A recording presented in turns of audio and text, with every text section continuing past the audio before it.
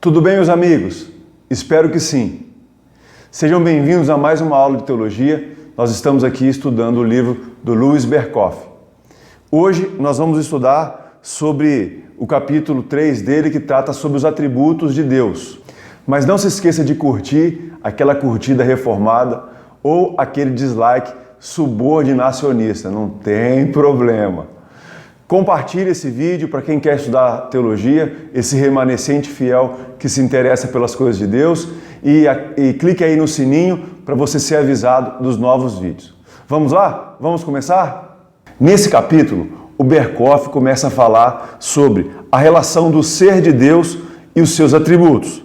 E ele faz uma definição aqui que eu acho que vale a pena a gente ler e conversar sobre ela. Ele diz assim: os atributos são qualidades essenciais nas quais o ser de Deus é revelado e com as quais pode ser identificado.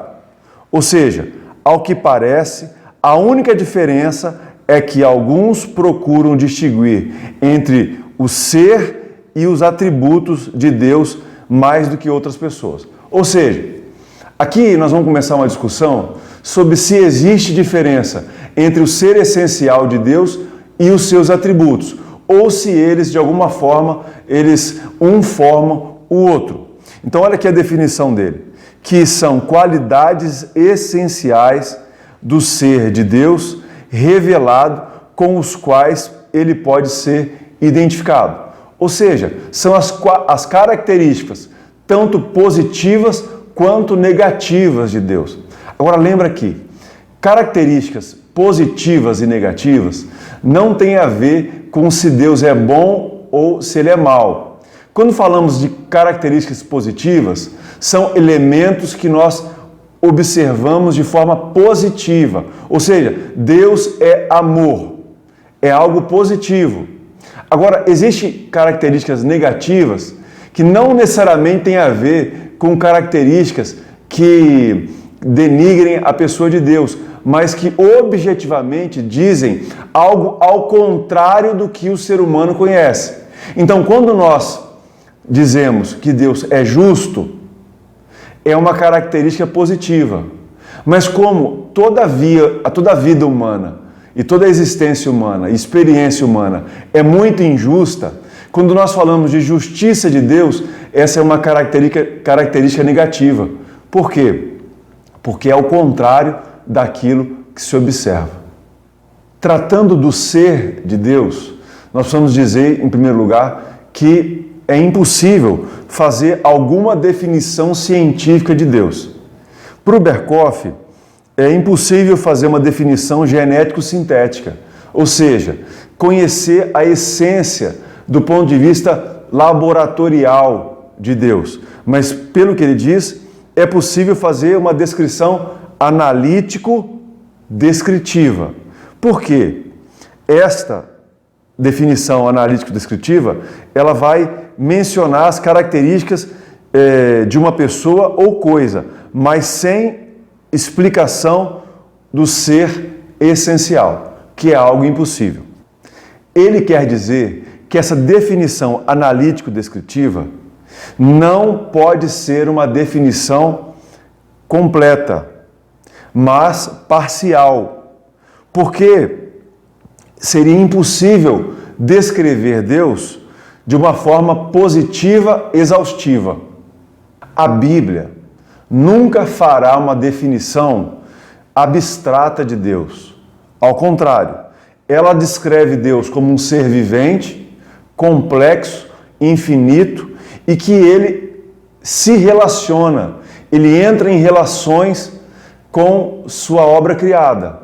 E quando nós temos na Bíblia as relações de Deus, nós podemos perceber as qualidades, ou seja, os atributos diferentes de Deus com a obra criada.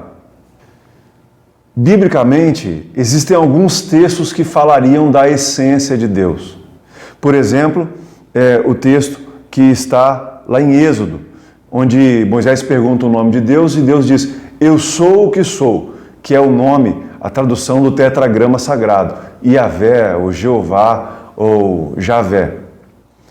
Nessa passagem, eu sou o que sou, nós entendemos que Deus é um ser que se encontra do ponto de vista abstrato.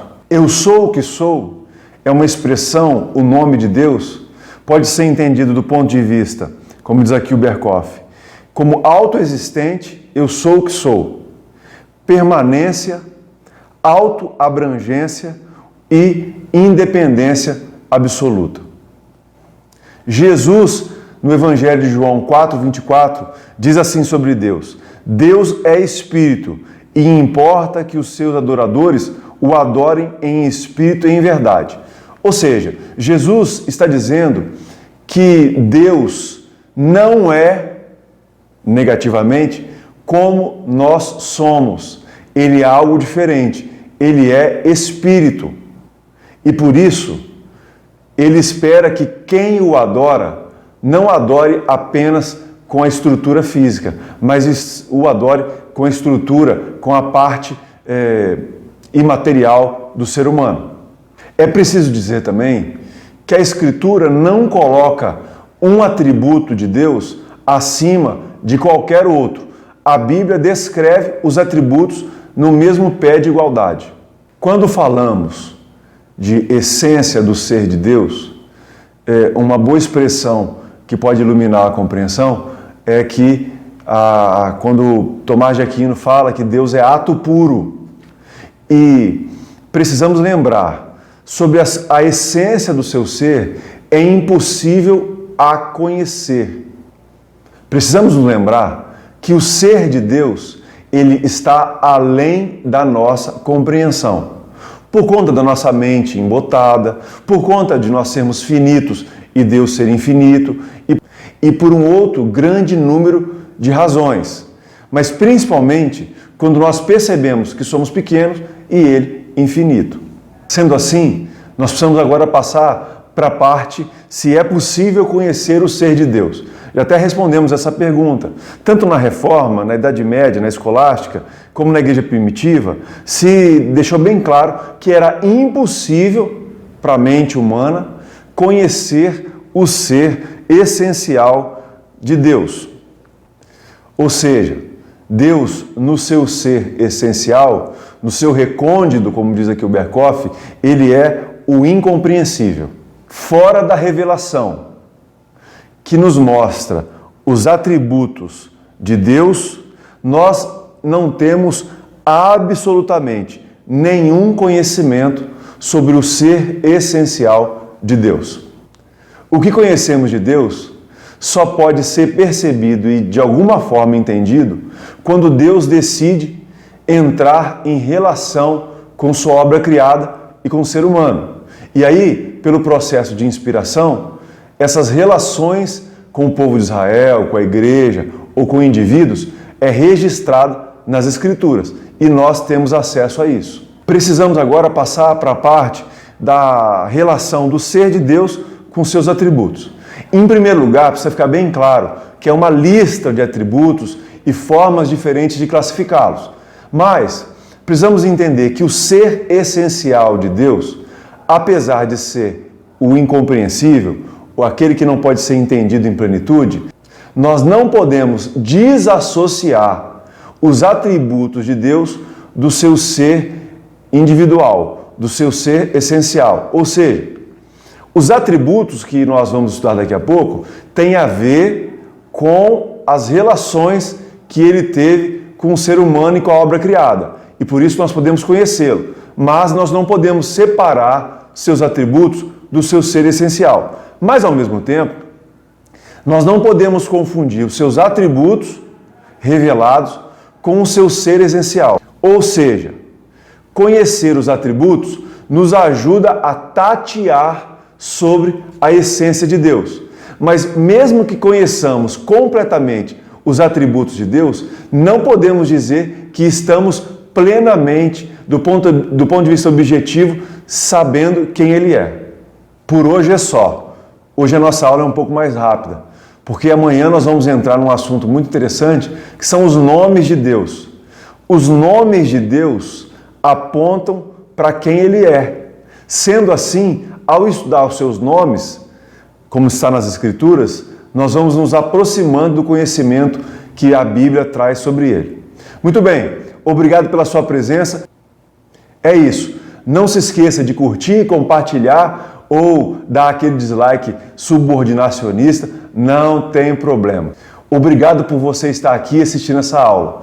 Você faz parte de um remanescente fiel, de um povo que ainda quer conhecer mais sobre Deus. Grande abraço, diretamente de Nova Mutum, esperando a volta de Jesus. Deus te abençoe.